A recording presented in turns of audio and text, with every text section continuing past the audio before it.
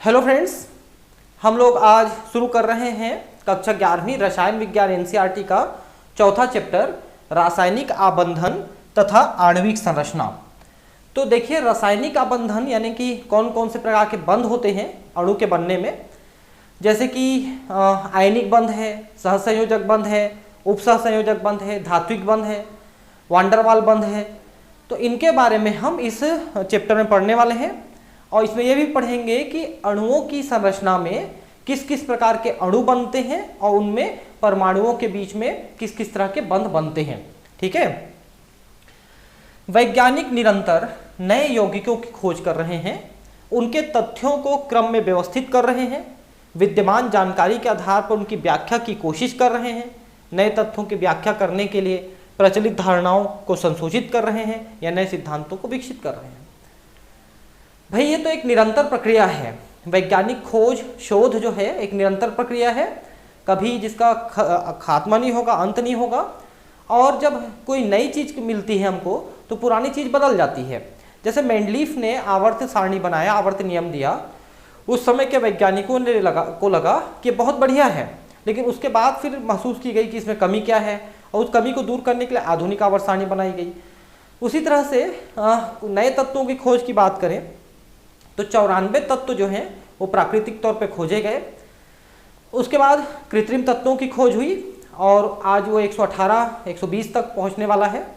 और ये नए तत्व हमेशा खोजे जाते रहेंगे और उनके बीच में किस तरह के बंध होते हैं, उनके रासायनिक गुण और भौतिक गुण किस तरह से होते हैं, ये हम पढ़ते रहेंगे। द्रव्य एक या विभिन्न प्रकार के तत्वों से मिलकर बना होता है। जैसे कि ये मान लो कि हम जल की बात करें तो जल एक द्रव्य है, इसमें हाइड्रोजन और ऑक्सीजन दो चीजें हैं। अमोनिया भी एक द्रव्य है, इसमें नाइट्रोजन और हाइड्रोजन है। लेकिन नाइट्रोजन गैस एक द्रव्य है, गैस है जिसमें सिर्फ नाइट्रोजन है। वैसे ऑक्सीजन एक गैस है जिसमें सिर्फ ऑक्सीजन है। तो हो सकता है कि कोई द्रव्य जो है एक ही प्रकार के तत्व से बना हो या एक से ज्यादा प्रकार के तत्व से बना हो। समान स्थितियों में उत्कृष्ट गैसों के अलावा कोई अन्य तत्व एक स्वतंत्र परमाणु के रूप में विद्यमान नहीं होता है। देखिए, उत्कृष्ट गैसों के जो परमाणु हैं उनके बाह्यतम कक्ष में जितने इलेक्ट्रॉन चाहिए अष्टक पूर्ण करने के लिए वो विद्यमान होते हैं। इसलिए वो किसी अन्य परमाणु के साथ किसी प्रकार का बंध नहीं बनाते हैं, क्योंकि न तो वो इलेक्ट्रॉन देना चाहते हैं न लेना चाहते हैं। इसलिए उत्कृष्ट गैस जो है, जैसे कि आर्गन है, क्रिप्टॉन है, ये जितने भी हैं ये किसी प्रकार की क्रिया नहीं करते हैं और स्वतंत्र पाए जाते हैं। लेकिन बाकी कोई भी तत्व जो है वो स्वतंत्र अवस्था में नहीं मिलता है, क्योंकि उनको अपना अष्टक पूरा करने के लिए किसी भी दूसरे तत्व से जुड़ना पड़ता है और उनके साथ बंध बना करके अपना अष्टक पूरा करना पड़ता है। परमाणुओं के समूह विशिष्ट गुणों वाले स्पीसीज के रूप में विद्यमान होते हैं। ठीक है। परमाणुओं के समूह, देखिए ध्यान रखेंगे कि एक से ज्यादा परमाणु हैं तो परमाणु के समूह हो गए जो अणु बना रहे हैं। परमाणुओं के ऐसे समूह को अणु कहते हैं, है ना, एक साथ जुड़ के। जैसे जल का एक अणु है, उसमें हाइड्रोजन के 2 और ऑक्सीजन के 1 परमाणु है। प्रत्येक रूप में कोई बल अणुओं के घटक परमाणुओं को आपस में पकड़े रहता है। हमको इसी बल की खोज करनी है कि किस बल के द्वारा ये परमाणु आपस में जुड़ते हैं और आपस में एक दूसरे को पकड़े रहते हैं। विभिन्न रासायनिक स्पीसीज में उनके अनेक घटकों, परमाणुओं, आयनों इत्यादि को संलग्न रखने वाले आकर्षक बल को रासायनिक आबंध कहते हैं। चूंकि रासायनिक यौगिक विभिन्न तत्वों के परमाणुओं के भिन्न विधियों से संयुक्त के परिणाम स्वरूप बनते हैं, अतः इससे कई प्रश्न उत्पन्न होते हैं। ठीक है। तो जो घटक हैं, परमाणु है या आयन है, जैसे कि सोडियम क्लोराइड आप कहेंगे, सोडियम आयन और क्लोराइड आयन जोड़ते हैं, लेकिन जल के अणु में हाइड्रोजन और ऑक्सीजन के परमाणु जोड़ते हैं। तो उनके बीच में जो आकर्षण बल बन रहा है वही रासायनिक आबंध है। ठीक है। और ये अलग अलग तरीके से जुड़ते हैं। ठीक है। अतः आगे पढ़ते हैं। परमाणु संयुक्त क्यों होते हैं? केवल कुछ संयोजन ही संभव क्यों है? क्यों कुछ परमाणु संयुक्त होते हैं जबकि कुछ अन्य ऐसा नहीं होते हैं? ठीक है। तो उनको आपस में जोड़ने की जरूरत क्यों पड़ती है? इसके लिए आपको जो दूसरा चैप्टर है परमाणु की संरचना वो पढ़नी पड़ेगी, जो मैं पढ़ाया हूँ, आप पढ़ लीजिए। तो आपको पता चलेगा कि इनका जो इलेक्ट्रॉनिक विन्यास है उसमें कुछ इलेक्ट्रॉन्स की कमी या अधिकता होती है, तो उसको वो दे करके, ले करके या साझा करके ये रासायनिक आबंध बनाते हैं। अणुओं की निश्चित आकृतियां क्यों होती हैं? आकृतियां इसलिए निश्चित होती हैं क्योंकि उनमें जो परमाणु होते हैं वो एक निश्चित दिशा में और निश्चित क्रम में जुड़े होते हैं। इन सभी प्रश्नों के उत्तर देने के लिए समय समय पर विभिन्न सिद्धांत सामने आए हैं। ये हैं कौशल लुईस सिद्धांत, संयोजकता कक्ष इलेक्ट्रॉन युग्म प्रतिकर्षण VSEPR सिद्धांत, या संयोजकता आबंध सिद्धांत तथा आणविक कक्षक सिद्धांत। इन सब को हम धीरे धीरे पढ़ने वाले हैं, ठीक है, कि किस तरह से परमाणु या आयन आपस में संयोजन करते हैं। संयोजकता के विभिन्न सिद्धांतों का विकास तथा रासायनिक आबंधों की प्रकृति की व्याख्या का सीधा संबंध वास्तव में परमाणु संरचना, तत्वों के इलेक्ट्रॉनिक विन्यास तथा आवर्त सारणी को समझने से रहा है। तो जब तक आप परमाणु की संरचना नहीं समझेंगे, आवर्त सारणी में उनका स्थान नहीं समझेंगे, तब तक आप उनके रासायनिक आबंध को नहीं समझ सकते। इसलिए आपको दूसरा और तीसरा चैप्टर पूरा पढ़ना पड़ेगा। प्रत्येक निकाय अधिक स्थायी होने का प्रयास करता है। यह आबंधन स्थायित्व पाने के लिए ऊर्जा को कम करने का प्राकृतिक तरीका है। देखिए, ध्यान रखिए, कोई भी परमाणु अगर उसके पास अधिक ऊर्जा है तो वो कम स्थायी रहेगा, और अगर वो ऊर्जा त्याग देता है तो अधिक स्थायी हो जाएगा। तो जब परमाणु आपस में मिलकर अणु बनाते हैं तो उनके बीच इलेक्ट्रॉनों का जो भी आदान प्रदान या साझा होता है, उससे वो कुछ ऊर्जा को मुक्त कर देते हैं, और जितनी ज़्यादा ऊर्जा मुक्त करते हैं वो अणु उतना ज़्यादा स्थायी होता है। जिस अणु के निर्माण में कम ऊर्जा मुक्त होती है वो अणु कम स्थायी होता है, ज़्यादा ऊर्जा मुक्त होती है तो अणु ज़्यादा स्थायी हो जाता है। रासायनिक आबंधन की कॉजेल लुईस अवधारणा। देखिए, लुईस ने मुख्यतः ये बताया कि जो बाह्यतम कक्ष है, जिसको हम संयोजकता कक्ष इलेक्ट्रॉन कहते हैं, उसमें जो इलेक्ट्रॉन है उनको अगर हम देखें तो उनको किस तरह से लिखेंगे और वो आपस में किस तरह से संयोजन करते हैं, ये हम यहाँ पर समझने की कोशिश करेंगे। इलेक्ट्रॉनों द्वारा रासायनिक आबंधों के बनने की व्याख्या के लिए कई प्रयास किए गए, लेकिन सन 1916 में कॉजेल और लुईस स्वतंत्र रूप से संतोषजनक व्याख्या देने में सफल हुए। ठीक है, एक मिनट, कॉजेल और लुईस थ्योरी हम कर रहे थे, थोड़ा सा डिस्टर्ब हुआ, सॉरी उसके लिए। तो मैं बता रहा था कि इलेक्ट्रॉन किस तरह से आदान प्रदान करते हैं, साझा करते हैं, उनके बीच में किस तरह से आबंध बनता है। उसमें पहला बढ़िया प्रयास 1916 में कॉजेल और लुईस ने स्वतंत्र रूप से, मतलब दोनों अलग अलग काम कर रहे थे, संतोषजनक व्याख्या देने में सफल हुए। ठीक है, उन्होंने ये बताने की कोशिश किया कि किस तरह से आबंध बनता है। उन्होंने सर्वप्रथम संयोजकता की तर्कसंगत व्याख्या की। यह व्याख्या उत्कृष्ट गैसों की अक्रियता पर आधारित थी। ठीक है, तो संयोजकता क्या है कि वो कितने इलेक्ट्रॉन दे सकते हैं या ले सकते हैं या साझा कर सकते हैं। जैसे आपका जो सोडियम है एक इलेक्ट्रॉन दे सकता है ना, या जैसे फ्लोरीन क्लोरीन है वो एक इलेक्ट्रॉन ले सकते हैं, या ऑक्सीजन है वो 2 इलेक्ट्रॉन ले सकता है या साझा कर सकता है। तो इसको हम संयोजकता कहते हैं। ठीक है, उत्कृष्ट गैसों की अक्रियता पर आधारित थी। उत्कृष्ट गैस अक्रिय क्यों है और ये क्रिया क्यों नहीं करते हैं, इसको समझाने की कोशिश इन्होंने की थी। लुईस परमाणुओं को एक धन आवेशित अष्ठी, इलेक्ट्रॉन एवं नाभिक युक्त तथा बाह्य कक्षकों के रूप में निरूपित किया। ठीक है, एक धन आवेशित अष्ठी का मतलब है केंद्र जो है धन आवेशित है, तथा बाह्य कक्षक, उसके बाहर में कक्षक है जिसमें इलेक्ट्रॉन होते हैं। इस तरह से लुईस ने परमाणु को समझा था। बाह्य कक्षकों में अधिकतम 8 इलेक्ट्रॉन समाहित हो सकते हैं। तो जो बाह्यतम कक्षक है उसमें 8 इलेक्ट्रॉन होने चाहिए और वो अष्टक कहलाता है। ठीक है, इसको हमने परमाणु संरचना में भी देखा था। उसने यह भी माना कि 8 इलेक्ट्रॉन घन के 8 कोनों पर उपस्थित होते हैं जो केंद्रीय अष्ठी को चारों तरफ से घेरे रहते हैं। तो केंद्र में जो नाभिक है उसी को अष्ठी कह रहा है, जिसमें प्रोटॉन होते हैं, धनावेशित हैं, न्यूट्रॉन भी होते हैं, और उसके चारों तरफ सपोज के घन जैसा एक शेप है जिसके सभी कोनों में इलेक्ट्रॉन होते हैं। घन में 8 कोने हैं, वैसे इनके 8 कोनों में 8 इलेक्ट्रॉन हैं।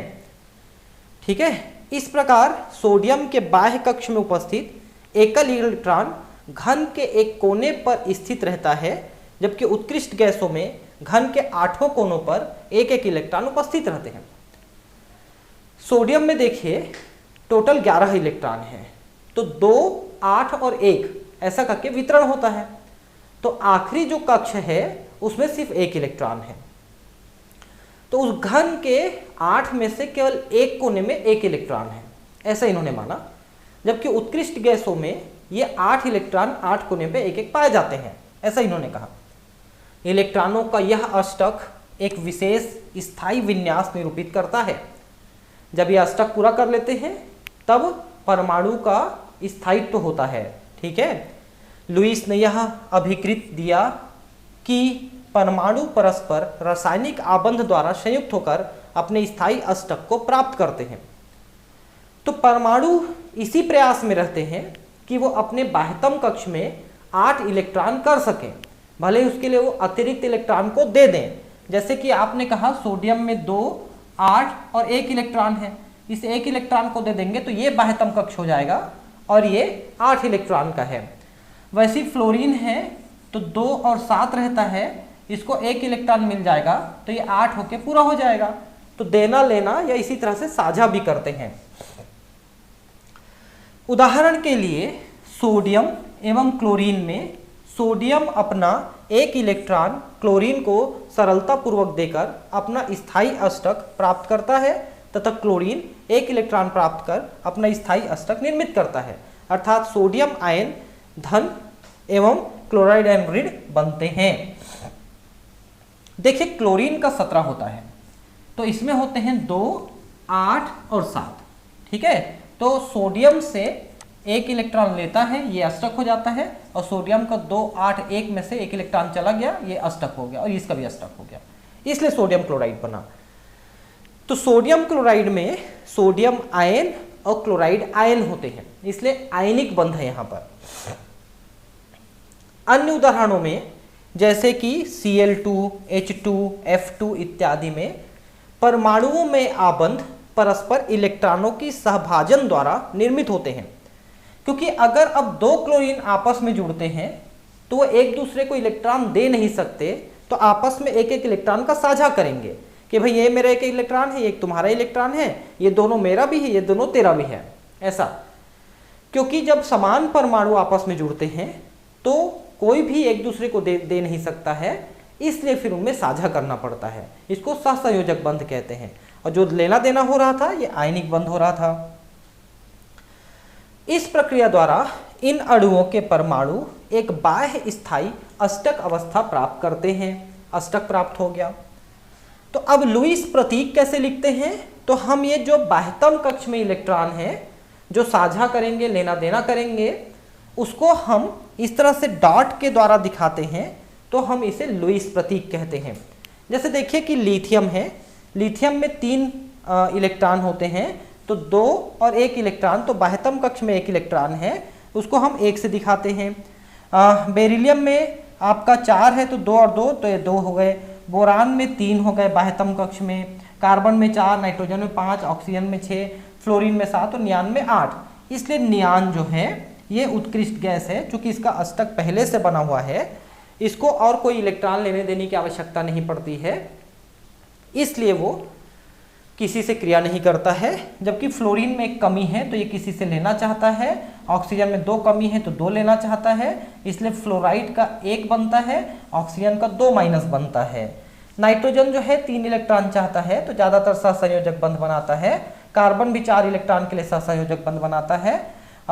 जो बोरान है, बेरिलियम है, लिथियम है, लिथियम तो आयनिक बनाता है, ये भी आयनिक और सहसंयोजक दोनों बना सकते हैं। तो ये अलग अलग तरीके से अपना संयोजन करते हैं। तो लुईस प्रतीक में जो बाह्यतम कक्ष है उसके इलेक्ट्रॉनों को हम डॉट्स के द्वारा दिखाते हैं।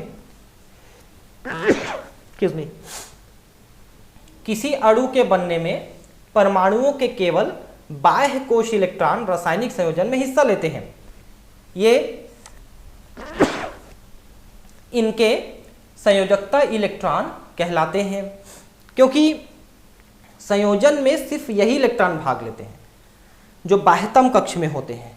अंदर वाले कक्ष के इलेक्ट्रॉन सामान्यतया किसी रासायनिक क्रिया में संयोजन में भाग नहीं लेते हैं, इसलिए बाह्यतम कक्ष वाले को ही संयोजकता कक्ष और उसके इलेक्ट्रॉनों को संयोजकता इलेक्ट्रॉन कहते हैं। आंतरिक कोश इलेक्ट्रॉन, इनर शेल इलेक्ट्रॉन अच्छी प्रकार से सुरक्षित होते हैं तथा सामान्यतः संयोजन प्रक्रिया में सम्मिलित नहीं होते हैं। एक अमेरिकी रसायनज्ञ G.N. लुईस ने परमाणु में संयोजकता इलेक्ट्रॉनों को निरूपित करने के लिए सरल संकेतनों को प्रस्तावित किया, जिसे लुईस प्रतीक कहते हैं, लुईस सिंबल। उदाहरण, दूसरे आवर्त के तत्वों के लुईस प्रतीक इस प्रकार हैं। पहले आवर्त में तो हाइड्रोजन और हीलियम है, दूसरे में lithium, beryllium, boron, carbon, nitrogen, oxygen, fluorine, neon है। तो बाह्यतम कक्ष के इलेक्ट्रॉनों को हम देखिए डॉट के रूप में यहां पर दिखा रहे हैं। ठीक है, लुईस प्रतीक का महत्व क्या है? इसको देख करके आप साधारणतया एक नजर में ही अंदाज लगा लोगे कि इनको कितने इलेक्ट्रॉन देने या लेने की आवश्यकता है। ठीक है, और इसको बहुत आसानी से आप समझ सकते हो, ये इसका महत्व है। प्रतीक के चारों ओर उपस्थित बिंदुओं की संख्या परमाणु के संयोजकता इलेक्ट्रॉनों की संख्या को दर्शाती है। यह संख्या तत्व की सामान्य अथवा समूह संयोजकता के परिकलन में सहायता देती है। ठीक है, तो संयोजकता का मतलब यह है कि वो अष्टक पूरा करने के लिए क्या करेंगे, वो उसकी संयोजकता है। जैसे सोडियम की संयोजकता धन 1 है ना, क्लोराइड की ऋण 1 है, ये संयोजकता हुई। तत्व की समूह संयोजकता या तो लुईस प्रतीक में उपस्थित बिंदुओं की संख्या के बराबर होती है या 8 में से बिंदुओं अथवा संयोजकता इलेक्ट्रॉनों की संख्या को घटाकर इसे परिकलित किया जा सकता है। जैसे आप देखिए यहाँ पर कि लिथियम की संयोजकता, बेरिलियम की, बोरान की, आप इनको सीधा सीधा कह सकते हैं 1 है, 2 है, 3 है, इसमें 4 है। ठीक है, अब इसमें आप 5 नहीं कहोगे, इसमें 3 हो जाएगा। क्यों? क्योंकि अष्टक में से 3 कम है, इसमें 2 कम है तो 2 हो जाएगा, 1 हो जाएगा, ये 0 है। तो 4 या उससे कम की संख्या अगर दिख रही है डॉट्स की, इलेक्ट्रॉन की, तो वो उसकी संयोजकता होगी। और 4 से ज्यादा दिख रही है तो 8 में से उस संख्या को घटा दीजिए जो दिख रही है, तो बची संख्या इसकी संयोजकता होगी। ठीक है, ऐसा है। रासायनिक आबंधन के संबंध में कौशल ने निम्नलिखित तथ्यों की ओर ध्यान आकर्षित किया। लुईस ने तो इतना सब कुछ बता दिया, बहुत अच्छा काम किया लुईस ने। अब कौशल ने क्या काम किया, क्योंकि दोनों अलग अलग काम कर रहे थे। पहला, आवर्त सारणी में उच्च विद्युत ऋणात्मकता वाले हैलोजन तथा उच्च विद्युत धनात्मकता वाले क्षार धातु एक दूसरे से उत्कृष्ट गैसों द्वारा पृथक रखे गए हैं। देखिए, विद्युत ऋणात्मकता का मतलब है कि जो इलेक्ट्रॉन को अपनी ओर आकर्षित करना चाहेंगे, जैसे कि हैलोजन है, फ्लोरीन, क्लोरीन, ब्रोमीन, आयोडीन, इनके पास एक इलेक्ट्रॉन की कमी है, इसलिए इलेक्ट्रॉन को अपनी तरफ आकर्षित करते हैं। विद्युत धनात्मकता का मतलब है जो इलेक्ट्रॉन को दूसरे को देना चाहते हैं, जैसे कि क्षार धातु है, lithium, sodium, potassium, rubidium, caesium, ये अपने इलेक्ट्रॉन को देना चाहते हैं, धन आयन बनाना चाहते हैं, और जबकि ये जो है ऋण आयन बनाना चाहते हैं। ठीक है, तो दोनों के बीच में उत्कृष्ट गैस है। तो आप देखिएगा उसमें पीरियोडिक टेबल में कि 17 नंबर है आपका हेलोजन का, फिर 18 में आपका है उत्कृष्ट गैस, फिर इधर 1 नंबर में है क्षार धातु। तो आप सोचेंगे तो उसके बाद जो हेलोजन के बाद आपका उत्कृष्ट गैस है, उसके बाद क्षार धातु है, आप ऐसा देख सकते हैं। ठीक है, तो दोनों के बीच में उत्कृष्ट गैस है। हेलोजन परमाणुओं से ऋण आयन तथा क्षार से धन आयन का निर्माण संबंधित परमाणुओं द्वारा क्रमशः एक इलेक्ट्रॉन ग्रहण करने तथा एक इलेक्ट्रॉन मुक्त होने के फलस्वरूप होता है। जैसे सोडियम और क्लोरीन दोनों को देखें तो सोडियम एक धन आवेश बनाएगा क्योंकि एक इलेक्ट्रॉन दे देगा, और क्लोरीन ऋण आयन बनाएगा क्योंकि एक इलेक्ट्रॉन ले लेगा। इस प्रकार निर्मित ऋण आयन तथा धन आयन, ऋण आयन को एन आयन और धन आयन को केटायन बोलते हैं इंग्लिश में, ध्यान रखेंगे। उत्कृष्ट गैस के स्थायी इलेक्ट्रॉनिक विन्यास को प्राप्त करते हैं, क्योंकि अब ये 2 और 8 रह गया और ये 2, 8 और 8 रह गया, मतलब बाह्यतम कोश जो है 8 इलेक्ट्रॉन वाला अष्टक पूरा कर लिया, जो कि उत्कृष्ट गैस जैसा है। उत्कृष्ट गैसों में बाह्यतम कोश का 8 इलेक्ट्रॉनों वाला अष्टक विन्यास NS2 NP6 विशेष रूप से स्थायी होता है। हीलियम इसका अपवाद है जिसके बाह्यतम कोष में केवल 2 इलेक्ट्रॉन या डुप्लेट होते हैं। आप हमेशा एक कंसेप्ट याद रखिए, किसी परमाणु में जैसे नाभिक है, इसमें न्यूट्रॉन प्रोटॉन होते हैं, इसके बाहर में कोष हैं, तो हम हमेशा कह रहे हैं कि बाह्यतम कोष में 8 इलेक्ट्रॉन होते हैं। लेकिन मान लो कि बाह्यतम कोष केवल पहला ही कोष है और कोई कोष है ही नहीं, केवल एक पहला कोष ही बाह्यतम कोष है, जैसे हाइड्रोजन है, हीलियम है, तो फिर इसमें केवल 2 इलेक्ट्रॉन ही रह सकते हैं, 2 से ज्यादा नहीं रह सकते। तो अगर पहला कोष ही बाह्यतम कोष है तो उसमें डुप्लेट होना पड़ेगा, उसके बाद कोई कोष अगर और है, तीसरा, चौथा, पांचवा, छठवां, सातवां जो भी कोष है, उसमें बाह्यतम कोष में 8 इलेक्ट्रॉन होंगे। अगर एक ही कोष है तो उसमें 2 इलेक्ट्रॉन होंगे, जिसको डुप्लेट कहते हैं। हीलियम में ऐसा ही है। ऋण आयन तथा धन आयन स्थिर वैद्युत आकर्षण द्वारा स्थायित्व ग्रहण करते हैं। भाई जब ये एक दूसरे से जुड़ेंगे तो ये धन आयन है, ऋण आयन है, धन और ऋण में आकर्षण बल बहुत ज्यादा होता है, इसलिए इनके बीच में जो बंध बनेगा सोडियम और क्लोराइड के बीच में, वो बहुत मजबूत बंध बनेगा। इसलिए आयनिक बंध बहुत मजबूत होते हैं, क्योंकि आयन एक दूसरे से मजबूत आबंध द्वारा जुड़े होते हैं। उसी सोडियम क्लोराइड को यहाँ पर उदाहरण में दिया है, देख सकते हैं कि सोडियम जो है 1 इलेक्ट्रॉन दे करके सोडियम आयन बना लिया, जिससे अब ये नियॉन के जैसा हो गया। ठीक है, ये देखिए सोडियम में नियॉन जैसा है, लेकिन एक S देखिए 1s square 2s square 2p6 3s1 ऐसा है इसका सोडियम का। तो बस ये 3s1 को अगर हम दे दें इलेक्ट्रॉन को, ये देखिए तो बिल्कुल नियॉन जैसा ये हो जाएगा, उत्कृष्ट गैस जैसा। क्लोरीन में देखिए, क्लोरीन में पहले नियॉन के बाद 3s स्क्वायर 3p5 है, अगर इसको हम 1 इलेक्ट्रॉन दे देते हैं तो ये 3p6 हो जाएगा, जो कि बिल्कुल आर्गन जैसा है। आर्गन भी एक उत्कृष्ट गैस है। तो ये क्लोराइड आयन बन गया, देख सकते हैं।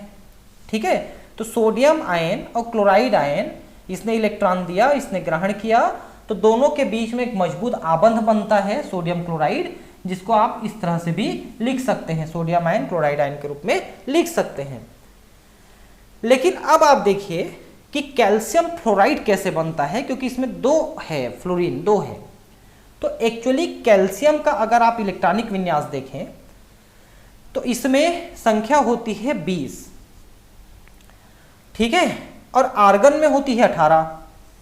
तो आर्गन का अष्टक पूरा रहता है, इसमें अतिरिक्त 2 इलेक्ट्रॉन है 4s2 में। अगर ये 2 इलेक्ट्रॉन को दे देते हैं तो बिल्कुल आर्गन के 18 इलेक्ट्रॉनों जैसा स्थायी अष्टक पूरा कर लेंगे। ठीक है, तो 2 इलेक्ट्रॉन दे दिया। फ्लोरीन का आप देखिए, फ्लोरीन में 9 इलेक्ट्रॉन है, जो कि हीलियम के बाद 2s स्क्वायर 2p5 होता है। अगर इसको 1 इलेक्ट्रॉन मिल जाएगा तो ये भी हीलियम के बाद नियॉन के जैसा बन जाएगा। ये देखिए 2s स्क्वायर 2p6 भी हो जाएगा, यानी नियॉन के जैसा बन जाएगा। इसलिए कैल्शियम जो है 1-1 इलेक्ट्रॉन 2 फ्लोरीन को देता है, क्योंकि फ्लोरीन 1 इलेक्ट्रॉन ले सकता है। देखिए 1 फ्लोरीन 1 इलेक्ट्रॉन ले सकता है, तो 2 फ्लोरीन 2 इलेक्ट्रॉन लेंगे कैल्शियम से। इसलिए कैल्शियम जो है 2 फ्लोरीन के साथ जुड़ करके कैल्शियम डाइफ्लोराइड बनाता है। ये देखिए ऐसा बना है, कैल्शियम ने 2 इलेक्ट्रॉन देके 2+ बना लिया, 1 फ्लोरीन ने 1 इलेक्ट्रॉन लिया, ऐसा 2 फ्लोरीन है। इस तरह से CaF2 ये बना, जबकि Na2Cl नहीं बना है या NaCl2 नहीं बना है, NaCl 1-1 है, जबकि कैल्शियम के साथ फ्लोरीन 2-2 है। इसी तरह से मैग्नीशियम को करोगे तो वहां पर भी 2 जोड़ना पड़ेगा, क्योंकि मैग्नीशियम भी 2+ देता है, वो उसी समूह का सदस्य है, कैल्शियम वाले समूह का। धन आयन तथा ऋण आयन के बीच आकर्षण के फलस्वरूप निर्मित आबंध को वैद्युत संयोजक आबंध का नाम दिया गया। इलेक्ट्रोवैलेंट क्यों ऐसा कहा गया? क्योंकि दोनों के बीच में धन आवेश ऋण आवेश का बल है, और धन आवेश ऋण आवेश विद्युत का गुण है ना, इसलिए विद्युत आबंध इसको संयोजक आबंध कहते हैं। इस प्रकार वैद्युत संयोजकता इलेक्ट्रोवैलेंसी आयन पर उपस्थित आवेश की इकाइयों की संख्या के बराबर होती है। तो देख सकते हैं वहां पर सोडियम और क्लोराइड में एक एक धन और ऋणावेश है, कैल्शियम में दो धनावेश है, फ्लोरीन में एक एक धनावेश है, ऋणावेश है। तो इस तरह से हम इसको कहते हैं, जैसे कैल्शियम की धनात्मक वैद्युत संयोजकता 2 है, क्लोरीन की ऋणात्मक संयोजकता 1 है, सोडियम की धनात्मक संयोजकता 1 है। ऑक्सीजन यहां पर लिखेंगे, आपको पता है जैसे कि मान लो हमने कैल्शियम फ्लोराइड को 2 फ्लोरीन लिया है, लेकिन अगर हम कैल्शियम ऑक्साइड लिखेंगे तो एक ही ऑक्सीजन लिखेंगे। क्यों? क्योंकि एक ऑक्सीजन में 2 इलेक्ट्रॉन की कमी है, कैल्शियम के पास 2 इलेक्ट्रॉन ज्यादा है, वो दोनों इसको दे देगा, तो ये Ca2+ और ये O2-, तो कैल्शियम ऑक्साइड लिखाएगा। तो ऑक्सीजन की ऋणात्मकता 2 है और कैल्शियम की धन 2 है। इलेक्ट्रॉन स्थानांतरण द्वारा आयन का बनना तथा आयनिक क्रिस्टलीय यौगिकों के बनने के बारे में आधुनिक संकल्पनाएं कौशल की अभिगृहीताओं पास्चुलेट्स पर आधारित है। अभिगृहित किसको बोलते हैं पता है? जब हम अपने सिद्धांत देते हैं, अपने कथन देते हैं, उसी को अभिगृहित कहते हैं, ध्यान रखेंगे। आयनिक यौगिकों के व्यवहार को समझने तथा उनको क्रमबद्ध करने में कौशल के विचारों से उल्लेखनीय सहायता मिली। तो कौशल ने जो चीज बताया उससे हमको ये हेल्प मिला कि आयनिक पदार्थ किस तरह से बने हुए हैं और उनकी जो विशेषताएं हैं, रासायनिक भौतिक गुण हैं, वो किस प्रकार के होंगे, ये हमको समझने में आसानी हुई। ठीक है, काफी कुछ चीज हम समझ पाए। साथ ही साथ उन्होंने इस तथ्य को भी स्वीकार किया कि अनेक यौगिक उनकी अवधारणाओं के अनुरूप नहीं थे। हालांकि उन्होंने जो अवधारणाएं दी वो 100% यौगिकों में फिट नहीं बैठ रहा था, क्योंकि जो आयनिक यौगिक थे उसमें तो कौशल का नियम काफी हद तक फिट बैठता है, लेकिन जहां पर सहसंयोजक यौगिक हैं, जहां पर उपसहसंयोजक यौगिक हैं, वहां पर कौशल का नियम लगभग फेल ही हो जाता है। ठीक है, तो उस बात को उन्होंने स्वीकार भी किया था।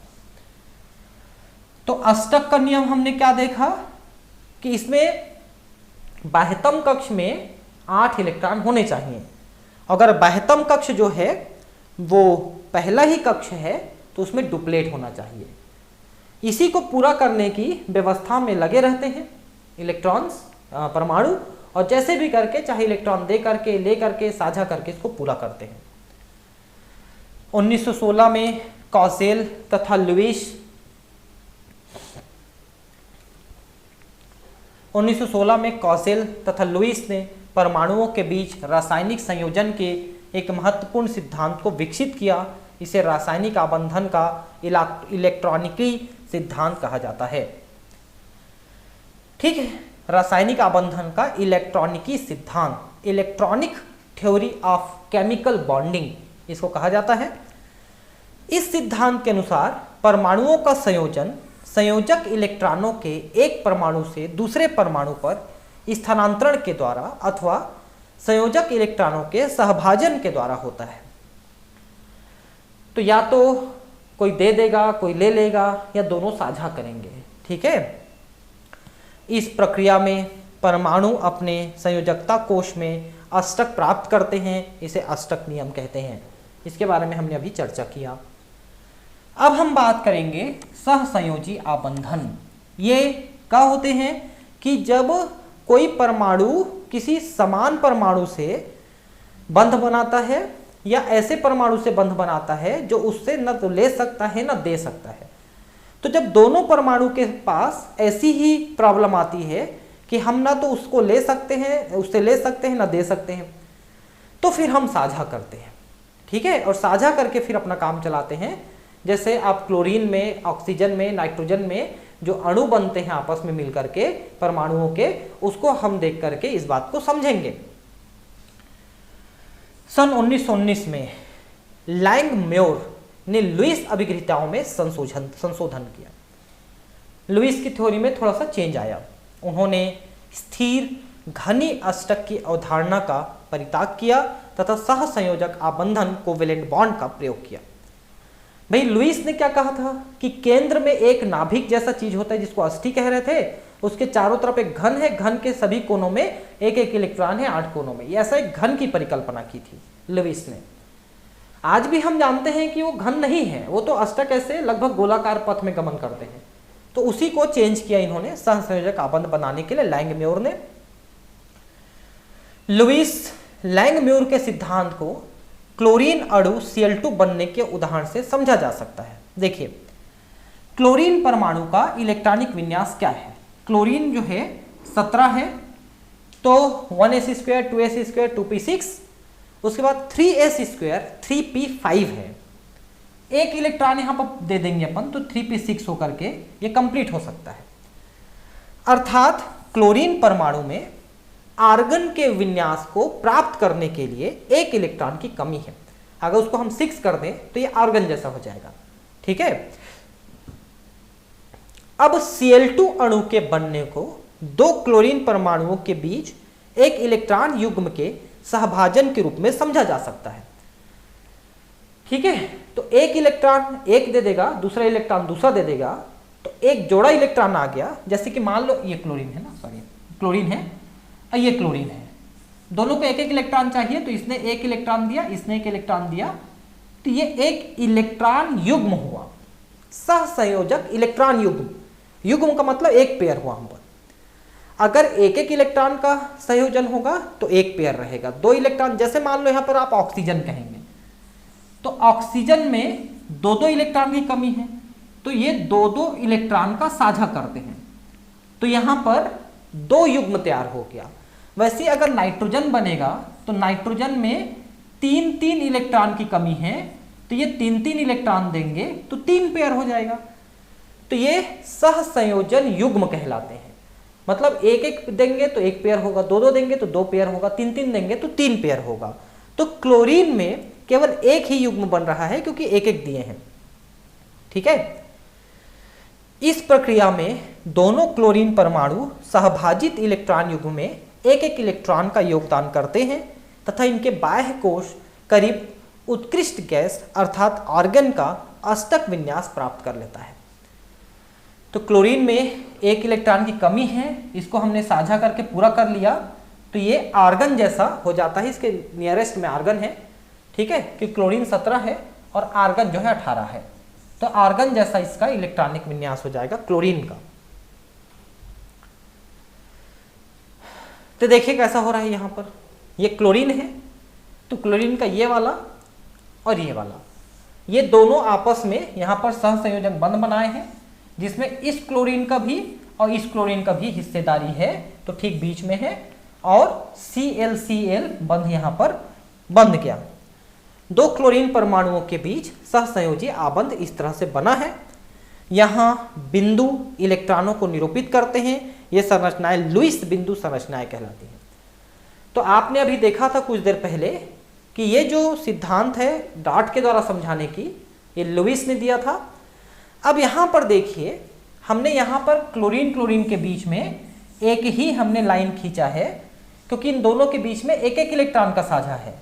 लेकिन जब ऑक्सीजन ऑक्सीजन के बीच में खींचेंगे तो दो लाइन खींचेंगे, नाइट्रोजन नाइट्रोजन के बीच में खींचेंगे तो तीन लाइन खींचेंगे।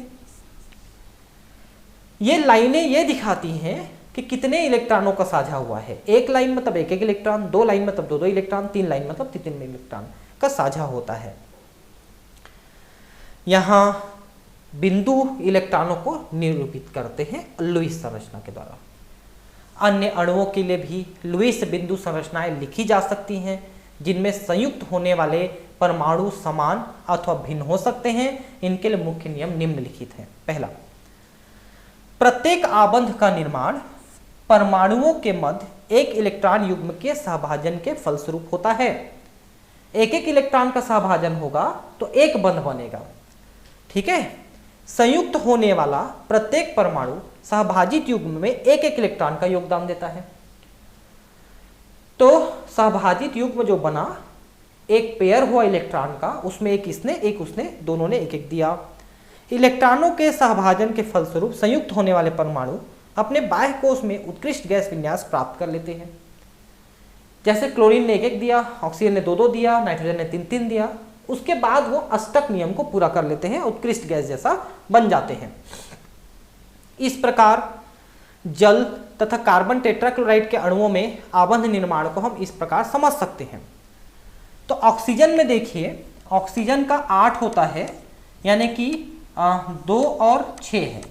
तो बाह्यतम को उसका अष्टक पूरा करने के लिए 2 इलेक्ट्रॉन चाहिए, तो 2 4 5 और 6 इलेक्ट्रॉन है। हाइड्रोजन में 1 इलेक्ट्रॉन है, इसको अष्टक पूरा करने के लिए एक और इलेक्ट्रॉन की जरूरत है, अष्टक नहीं डुप्लेट पूरा करने के लिए, द्विष्टक, ठीक है, अष्टक नहीं, द्वि पूरा करने के लिए। तो हाइड्रोजन ने अपना 1 इलेक्ट्रॉन दिया, ऑक्सीजन ने 1 दिया, तो इसका डुप्लेट पूरा हो गया, इधर भी 1 किया तो इसका भी डुप्लेट पूरा हो गया, और ऑक्सीजन का ऑक्टेट पूरा हो गया। तो यहां पर जल के अणु में ऑक्सीजन का 1 हाइड्रोजन के साथ और 1 इस हाइड्रोजन के साथ बंध बना है। कार्बन में आप देखिए, कार्बन का होता है 6, यानी कि 2 और 4, इसको अष्टक पूरा करने के लिए 4 इलेक्ट्रॉन चाहिए।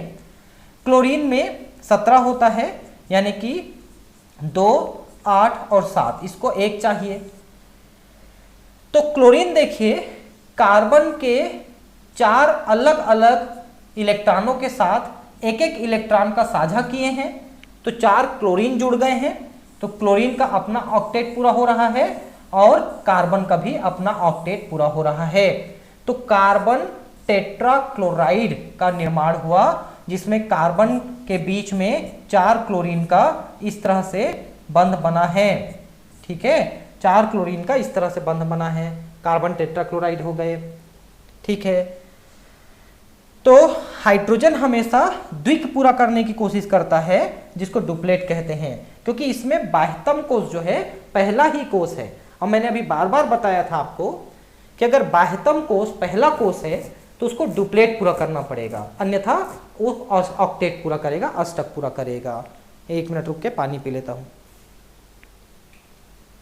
ठीक है। 1 इलेक्ट्रॉन युग्म द्वारा संयुग्मित 2 परमाणु एकल सहसंयोजी आबंध द्वारा आबंधित कहलाते हैं, ठीक है। तो आपने देखा क्लोरीन क्लोरीन के बीच में एक ही बंध बना है, क्योंकि 1-1 इलेक्ट्रॉन का साझा किए हैं, इसलिए सिंगल कोवेलेंट बॉन्ड बना। कई यौगिकों में परमाणुओं के बीच बहु आबंध उपस्थित होते हैं, जैसे आपने ऑक्सीजन में 2 देखा, नाइट्रोजन में 3 देखा। बहु आबंधों का निर्माण 2 परमाणुओं के मध्य 1 से अधिक इलेक्ट्रॉन युग्मों के सहभाजन के फलस्वरूप होता है, ठीक है। ऑक्सीजन में 2-2 इलेक्ट्रॉन, नाइट्रोजन में 3-3 इलेक्ट्रॉन। 2 परमाणुओं के मध्य यदि 2 इलेक्ट्रॉन युग्मों का सहभाजन होता है तो उनके बीच का सहसंयोजी आबंध डबल बॉन्ड यानी द्विआबंध कहलाता है। उदाहरण, कार्बन डाइऑक्साइड अणु में कार्बन तथा ऑक्सीजन परमाणुओं के मध्य 2 द्विआबंध उपस्थित होते हैं, ठीक है, CO2 में। और सबसे अच्छा एग्जांपल तो आप ऑक्सीजन ऑक्सीजन का दे सकते हो, ठीक है, उसमें द्विआबंध होते हैं। ये देखिए CO2 कैसे बना हुआ है, हम दिखा रहे हैं आपको। तो कार्बन के बाह्यतम कोष में 4 इलेक्ट्रॉन हैं, ऑक्सीजन के बाह्यतम कोष में 6 इलेक्ट्रॉन हैं, तो 2 इसने, 1 इधर और 2 इसने इधर दे दिया। तो देख सकते हैं इधर भी डबल बॉन्ड बना है, इधर भी डबल बॉन्ड बना है, तो कार्बन का 4 बंध हो गया है ना, और ऑक्सीजन के 2 बंध हो गए। तो इस तरह से बना है ना।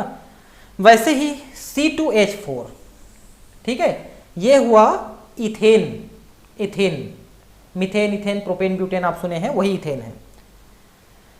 तो देख सकते हैं कि ये एक कार्बन है, ठीक है, और ये एक कार्बन है। सबसे पहले इसने अपने 1-1 इलेक्ट्रॉन का साझा आपस में किया, और 1-1 इलेक्ट्रॉन का साझा इसने अपने 1-1 हाइड्रोजन के साथ किया। तो यहां पर आबंध आप देख सकते हैं कि कार्बन कार्बन के, ये एथीन है ना, C2H4 है, C2H6 नहीं, एथीन है, ठीक है, इथीन, जिसको अपन एसिटिलीन भी कहते हैं। तो यहां पर आप देख सकते हैं कि कार्बन कार्बन के बीच में यहां पर डबल बॉन्ड बन गया है, ठीक है। कार्बन कार्बन के बीच में क्या हो गया जी, इसको ये हैंग हो गया लग रहा है ना।